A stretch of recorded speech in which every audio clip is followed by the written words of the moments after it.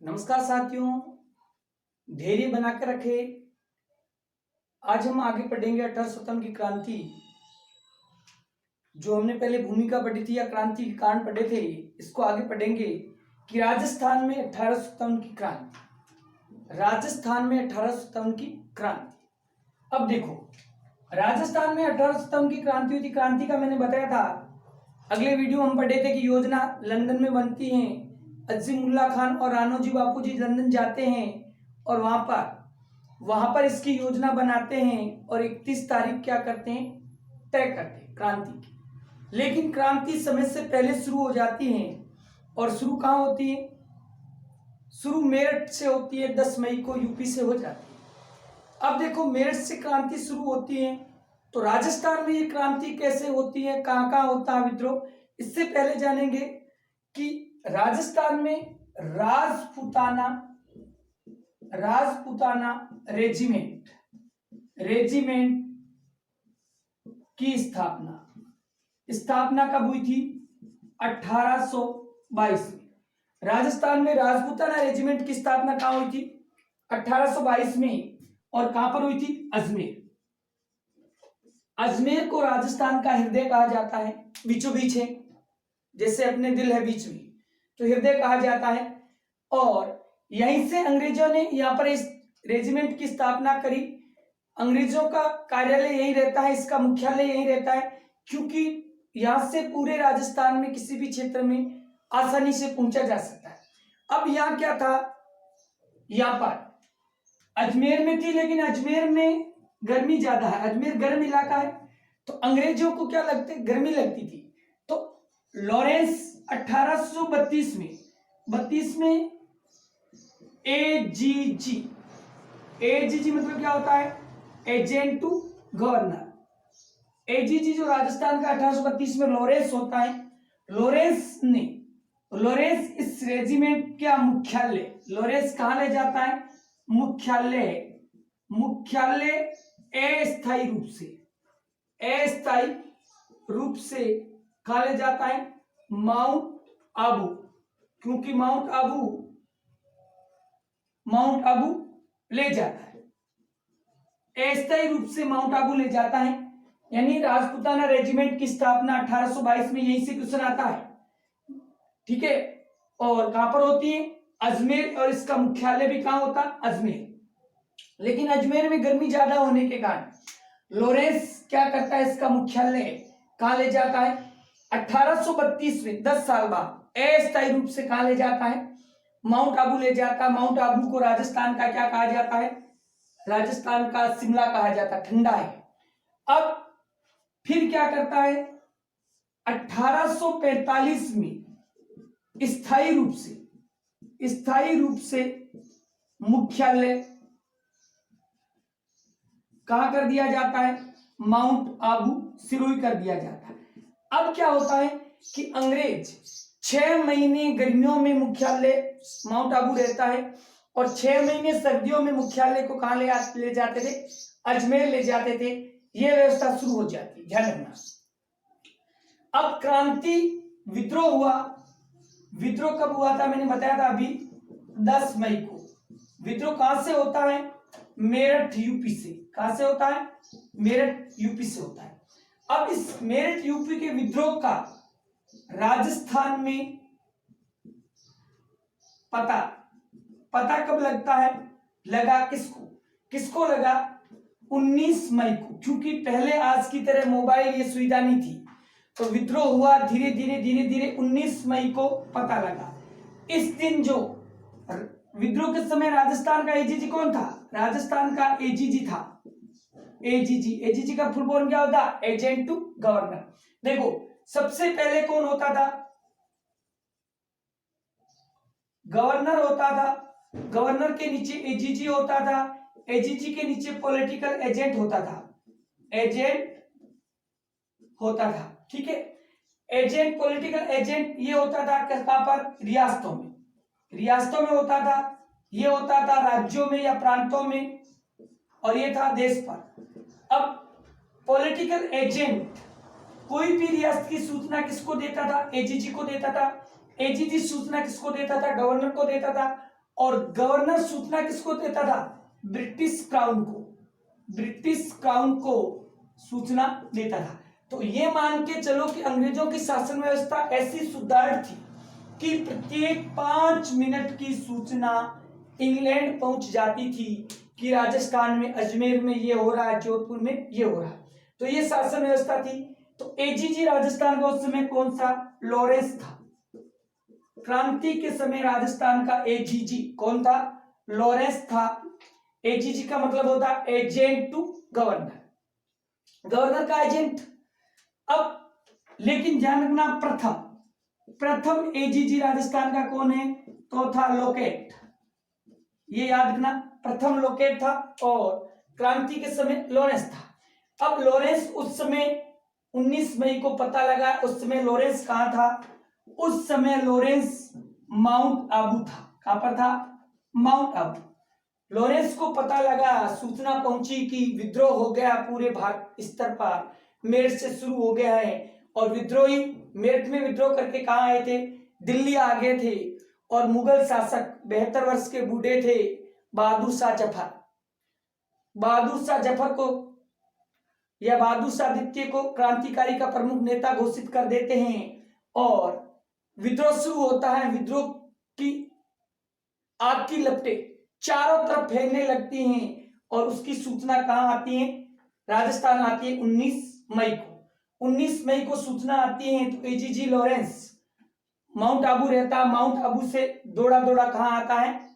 दौड़ा दौड़ा आता है अजमेर, क्योंकि मेन जो जड़ थी, क्योंकि अजमेर में अंग्रेजों के युद्ध सामग्री बारूद का सबसे छावनी थी, आज भी छावनी है। तो छावनी, युद्ध सामग्री, सारा हथियार मेरठ अजमेर थे। तो लॉरेंस अजमेर आता है और अब अजमेर आके क्या व्यवस्था करता है इसको हम आगे पढ़ेंगे। लेकिन इससे पहले जानेंगे कि विद्रोह के समय राजस्थान में कितनी छावनियां थी? 6 छावनियां। कितनी छावनियां थी? 6 छावनियां थी। 6 छावनियां कौन सी थी? नानी, एब, देख। एब समझते हैं ना, कई बालक एबले होते हैं तो ननियाल जाते हैं तो वहां और ज्यादा बदमाशी करते हैं, क्योंकि वहां पर नानी का, मामा का प्यार तो अपार रहता है। तो नानी को कहता है कि नानी अब हमारी एब देख, नानी एब देख। ना से याद रखना है नसीराबाद, नी से आपका नीमच, ए से एरिनापुर, बे से ब्यावर, दे से देवली और खे से खेरवाड़ा। ये 6 छावनियां होती हैं। नानी, एब, देख। अब ये 6 छावनियां कहां थी तो आप नक्शे में भी इस प्रकार भर सकते हो, ध्यान रखना। ये राजस्थान है, ये हो गया खेरवाड़ा, कहां पर पड़ता है? उदयपुर। ये हो गया देवली, क्या है ये? टोंक, देवली टोंक हो गया। ये हो गया नसीराबाद, नसीराबाद कहां पर पड़ता है? अजमेर। लिख लो। नीमच कहां पर है? ये नीमच एमपी में पड़ता था। एरिनापुर कहां पर है? पाली। ब्यावर कहां पर है? अजमेर। तो इस प्रकार 6 छावनियां थी जो मैंने बताया। एरिनापुर यहां था, ये एरिनापुर है, एरिनापुर। और उसके बाद में क्या है? ब्यावर, एरिनापुर, ब्यावर, एरिनापुर नहीं, नसीराबाद। नसीराबाद यहां पर है, एरिनापुर यहां पर है, पाली, एरिनापुर, ये छावनी यहां पर है। यहां पर क्या है? ये आपकी है ब्यावर। ब्यावर कहां पर है? अजमेर, ब्यावर, अजमेर। और यहां पर है आपकी नीमच। नीमच कहां पर पड़ती है? एमपी में। तो ध्यान रखना, यहां पर एक क्वेश्चन ऐसा भी बनता है कि एकमात्र छावनी जो राजस्थान के बाहर थी तो कौन सी है? नीमच थी। कोड क्या है? नानी, एब, देख। अब यहां पर कौन कौन सी टुकड़ियां थी तो अपने को यह भी याद रखना है। अजमेर, नसीराबाद में थी 15वीं बंगाल नेटिव इन्फेंट्री। नीमच जो थी, नीमच में कौन सी थी, यहां पर थी नीमच छावनी, नीमच छावनी थी। पाली एरिनापुर में कौन सी थी, जोधपुर लीजियन, जोधपुर लीजियन थी। यहां पर टुकड़ी कौन सी थी, जोधपुर लीजियन तैनात थी। अब आता है आपका ब्यावर अजमेर। तो ब्यावर अजमेर में कौन सी थी, ब्यावर अजमेर में एक तो मेरवाड़ा बटालियन और एक मेरवाड़ा बटालियन, मेर रेजिमेंट,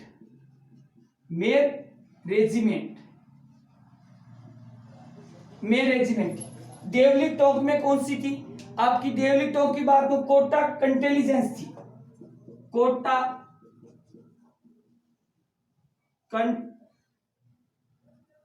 कंटेलिजेंस थी। और खेरवाड़ा में कौन सी थी, खेरवाड़ा में थी वो जो भीलवाड़ी, क्या नाम है उसका, भीलवाड़ी का ना क्या नाम है, मेवाड़ भील को,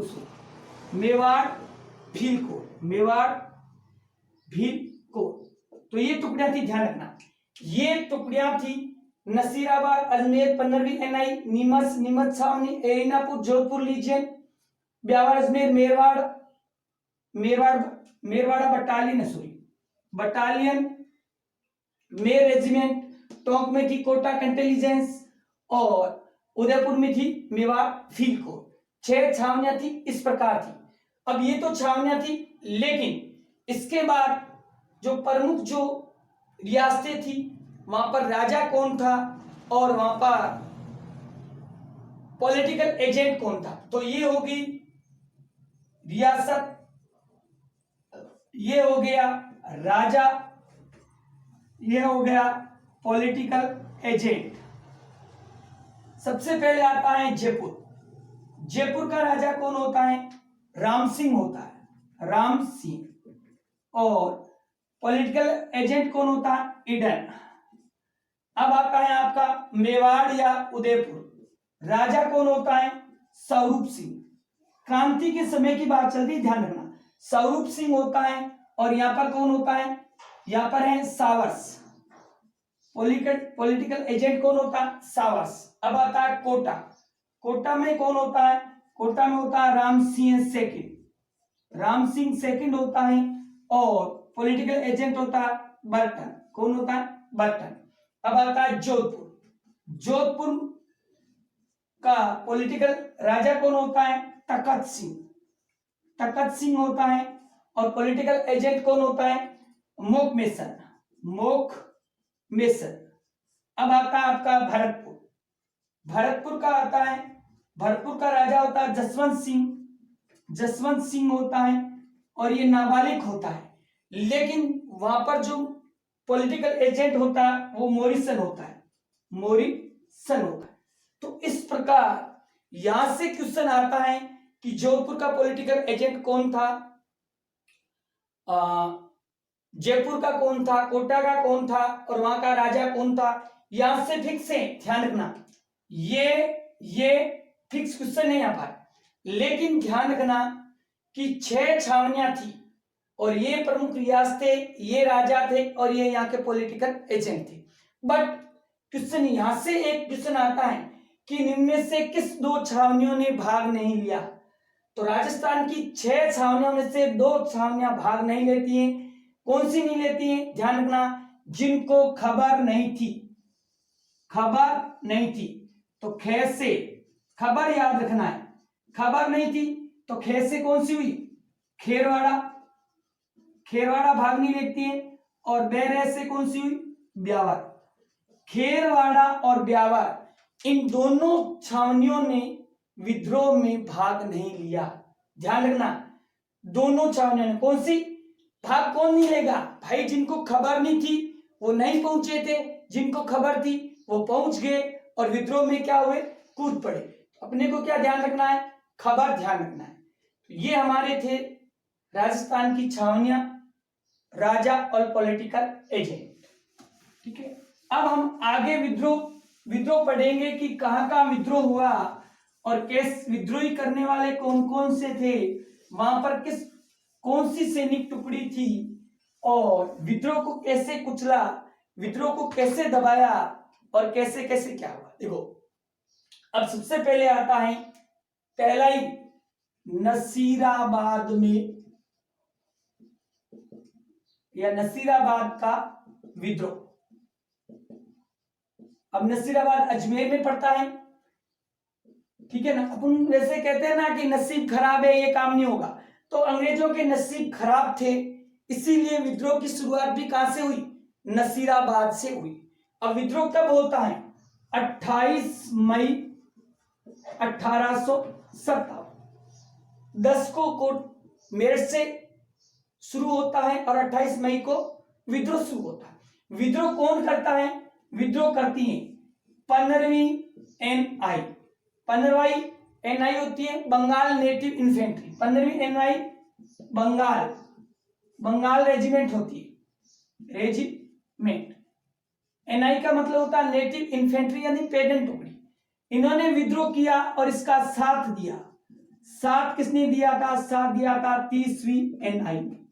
देखो 15 दूनी कितने होते हैं, 15 दूनी 30 होते हैं। विद्रोह कौन सी करती है, यहां से आरएस प्री में पूछा हुआ है कि किस टुकड़ी ने विद्रोह किया, तो 15वीं एनआई ने। और साथ कौन देती है, साथ देती है 30वीं एनआई। देखो यहां पर ध्यान रखना, यहां पर कुछ ऐसा वो बनता है कि वहां से एजीजी आता है और यहां पर सेनापति होता है मेजर पिचियार्ड। यहाँ मेजर होता है, नसीराबाद का मेजर होता है, मेजर जिसका नाम होता है पिचियार्ड। पिचियार्ड होता है। पिचियार्ड क्या करता है, लॉरेंस नसीराबाद के सैनिकों को यहां से हटाता है और ब्यावर से टुकड़ियां मंगाता है।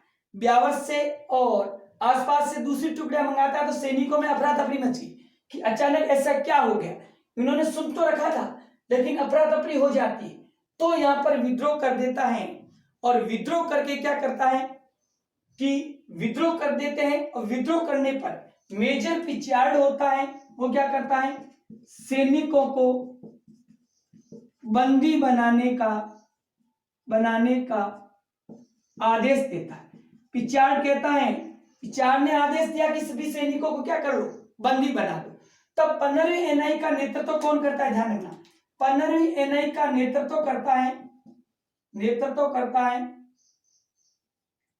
बख्तावर सिंह। कौन करता है, बख्तावर सिंह। 15वीं एनआई का नेतृत्व करता है बख्तावर सिंह और 30वीं एनआई का नेतृत्व करता है अमरचंद बांटिया। अमरचंद बांटिया, ध्यान रखना, इंपॉर्टेंट है बहुत ज्यादा। ये अमरचंद बांटिया करता है, ये इसका नेतृत्व करता है, वो उसका नेतृत्व करता है। शुरुआत ये करता है, वो उसका साथ देता है, ठीक है, ध्यान रखना।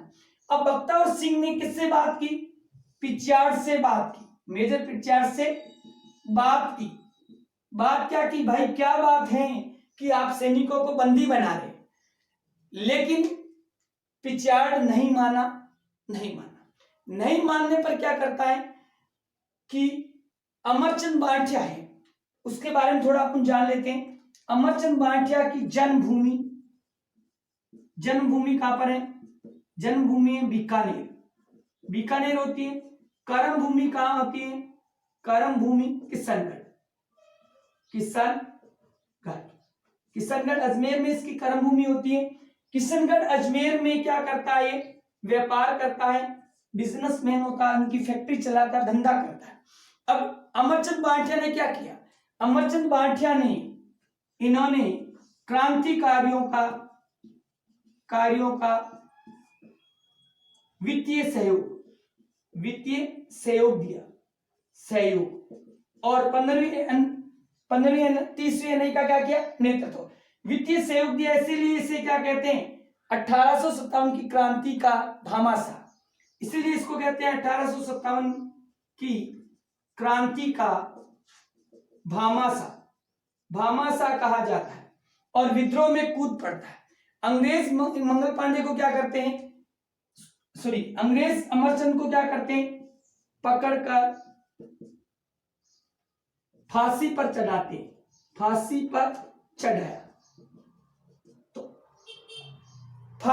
चढ़ाया और राजस्थान का प्रथम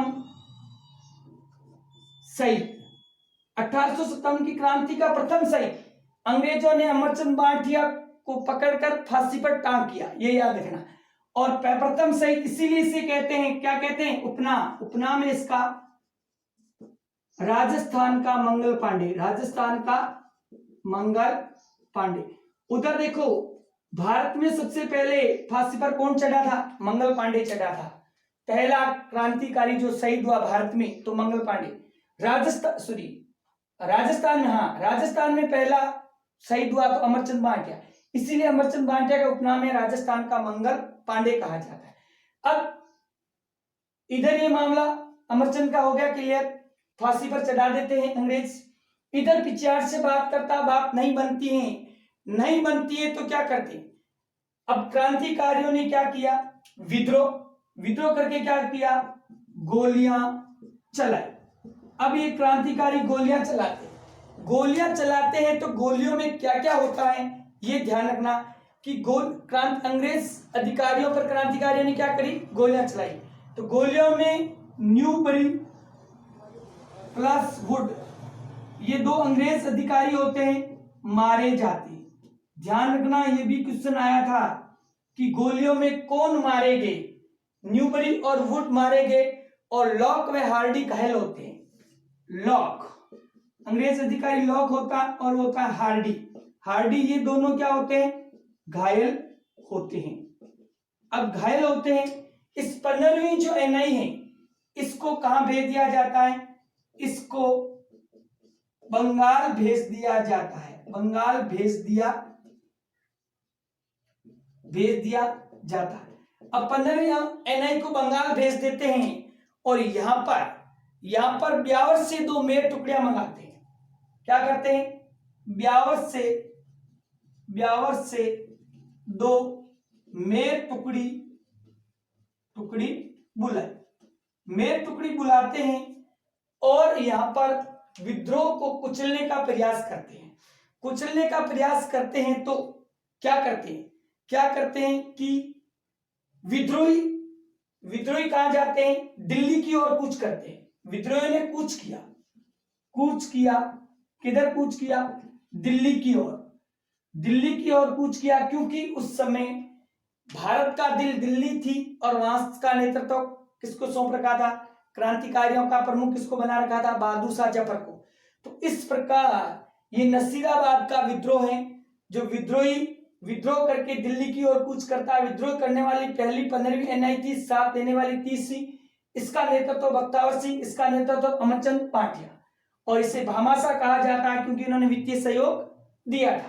तो इस प्रकार ये कहां का विद्रोह हुआ, ये अपना नसीराबाद का विद्रोह हुआ। इसको पूरे को एक बार जरूर आप सुनना, आप कभी नहीं भूलोगे। तो ये था हमारा नसीराबाद का विद्रोह। अगला है, नेक्स्ट विद्रोह है, आगे अगला विद्रोह होता है भरतपुर का विद्रोह। अगला है भरतपुर का विद्रोह। भरतपुर का विद्रोह इसके 3 दिन बाद होता है, 31 मई 1857। कब होता है, 31 मई 1857। अब मैंने बताया था भरतपुर का राजा कौन होता है, राजा होता है यहाँ पे जसवंत सिंह राजा होता है भरतपुर का। मैंने बताया था क्या था, नाबालिग था जसवंत सिंह। तो शासन व्यवस्था क्या करता था, शासन व्यवस्था नहीं चला पा रहा था, तो वास्तविक शासन किसके पास था, वास्तविक शासन रीजेंसी काउंसिल के पास था। किसके पास था, ठीक है, तो लिखना वास्तविक शासन रीजेंसी काउंसिल के पास था। एक काउंसिल थी, समिति थी, काउंसिल के पास था। राजा तो नाबालिग था, तो इस काउंसिल के हाथों की क्या था, कठपुतली था। और इस काउंसिल का अध्यक्ष कौन था, इस काउंसिल का अध्यक्ष था मोरिसन था।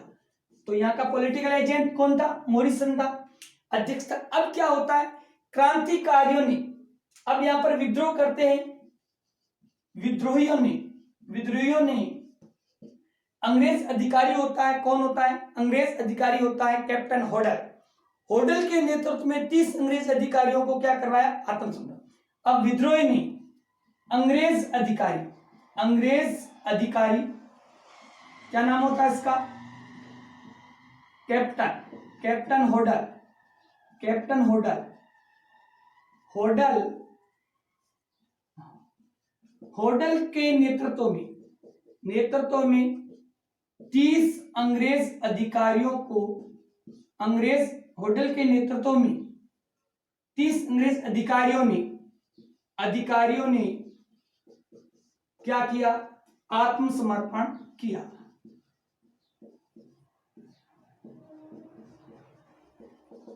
अब विद्रोह ने जैसे ही विद्रोह करते हैं तो अंग्रेज अधिकारी अपने हाथ जोड़कर हथियार डाल देते हैं। और किसके नेतृत्व में हथियार डालते हैं?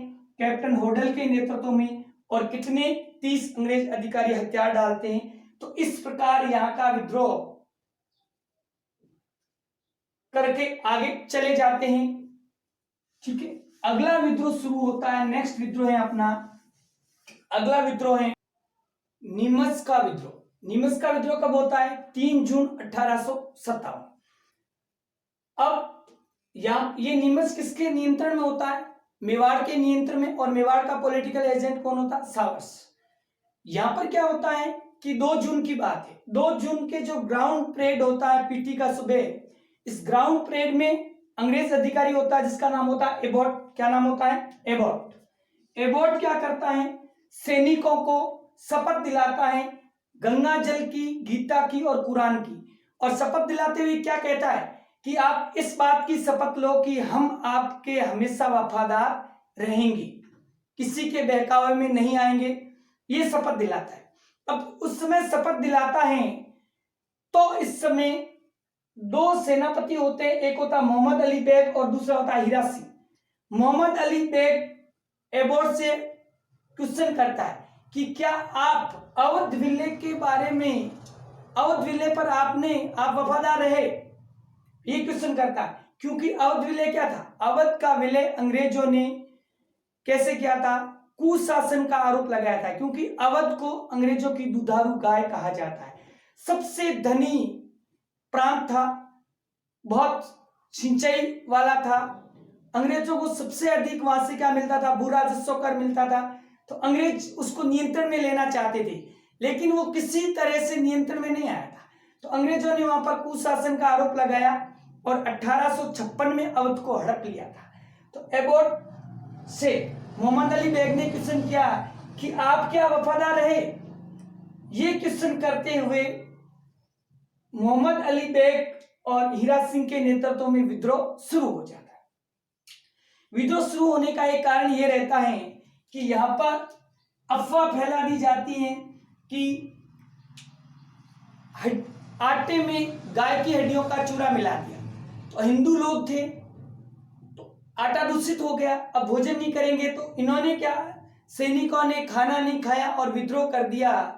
अब विद्रोह किया तो यहाँ पर 40 जो अंग्रेज अधिकारी थे, ये 40 अंग्रेज अधिकारी डरते हुए यहां से भागे और भागकर कहां चले गए? डूंगला चले गए। डूंगला चित्तौड़ के अंदर वहां चले जाते हैं। तो इस अधिकारियों का विद्रोह करते हुए मोहम्मद अली बेग और हीरा सिंह के नेतृत्व में ये लोग पीछा करते। इस समय ध्यान रखना, कोटा का जो पॉलिटिकल एजेंट कौन होता है? बर्टन। बर्टन भी विद्रोह को दबाने के लिए, कुचलने के लिए लॉरेंस बर्टन को यहां भेजता है। तो बर्टन भी यहां आता है, लेकिन अंग्रेज अधिकारी यहां से भाग जाते हैं, डूंगला जाते हैं। और डूंगला का व्यक्ति होता है रुगाराम जाट, इस 40 अंग्रेज अधिकारियों को शरण देता है। क्रांतिकारी इसका पीछा करते हैं, चित्तौड़ से हमीरगढ़ से बनेड़ा होते हुए डूंगला पहुंच जाते हैं और डूंगला को चारों तरफ से घेर लेते हैं और घेर कर इस 40 अंग्रेज अधिकारियों को कैद कर लेते हैं। अभी 40 अंग्रेज अधिकारी कैद हो जाते हैं। तब यहां पर जो पॉलिटिकल एजेंट कौन होता है? लॉरेंस। लॉरेंस किसके पास? लॉरेंस सावर्स को फोन लगाता है, सावर के पास सूचना भेजता है कि आप खुद जाओ और उनको वहां से सुरक्षित निकालो। तो सावर्स सहयोग किसका लेता है? मेवाड़ का राजा होता है उदयपुर का स्वरूप सिंह। स्वरूप सिंह के सहयोग से शाबाश इन 40 अंग्रेज अधिकारियों को डुंगला से सुरक्षित निकालता है और निकालकर इसको कहां भेजता है? स्वरूप सिंह के साथ उदयपुर भेजता है। स्वरूप सिंह उदयपुर में इसको लाता है और पिछोला झील, मैंने झीलें पढ़ाई वहां पर बताया था, पिछोला झील के किस मंदिर में? जग मंदिर में इस 40 अंग्रेज अधिकारियों को क्या देता है? शरण देता है। और इस किसकी देखरेख में शरण देता है? गोकुल चंद मेहता की देखरेख में शरण देता है। तो अब ये काम तो इसको निकाल दिया। अब लॉरेंस क्रांतिकारियों के पीछे क्या करता है? अपनी टुकड़ी लगा देता है। तो क्रांतिकारी डुंगला से भागकर कहां आते? ध्यान रखना, अब क्रांतिकारी डुंगला से भागकर आते हैं। डुंगला से क्रांतिकारी भागकर कहां आते हैं? शाहपुरा आए। कौन आए? क्रांतिकारी, ध्यान रखना, क्रांतिकारी आते हैं, शाहपुरा आते हैं। अब क्रांतिकारियों का पीछा कौन कर रहे थे? पीछा कर रहे थे अंग्रेज सैनिक कर रहे थे। अब शाहपुरा का जो राजा होता है, राजा ने दुर्ग में क्रांतिकारियों को क्या दी? शरण दी। किसको?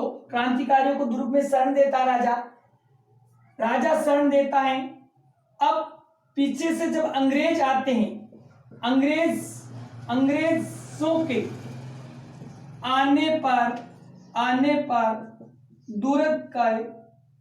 दुर्ग के दरवाजे नहीं खोले। ध्यान रखना, यहां पर किसने नहीं खोले? शाहपुरा के राजा ने नहीं खोले। और क्रांतिकारियों की राजा ने क्या की? खूब आवभगत की, अच्छी खासी इनकी हालचाल जाने और इनकी सेवा की। अब यहां पर क्या होता है? अंग्रेज आते हैं लेकिन दरवाजा नहीं खोलते हैं, अंग्रेजों ने घेर लेते हैं। क्रांतिकारी यहां से भागते हैं और यहां से भागते हुए कहां जाते हैं? देवली। क्रांतिकारी भागकर क्या करते हैं? क्रांतिकारी भागकर देवली कहां पर पड़ता है? देवली पड़ता है टोंक में जाते हैं और टोंक छावनी के सैनिकों को साथ मिलाते हैं। टोंक से यहां से जाते हैं आगरा, आगे बढ़ते हैं, आगरा जाते हैं और आगरा से कहां चले जाते हैं? दिल्ली चले जाते हैं। तो इस प्रकार यहां नीमच का विद्रोह होता है और क्रांतिकारी देवली के सैनिक इनके साथ मिल जाते हैं तो और बढ़ जाते हैं, आगरा से दिल्ली कूच कर जाते हैं। तो इस प्रकार जो विद्रोह हुआ, कहां का विद्रोह हुआ? ये विद्रोह हुआ आपका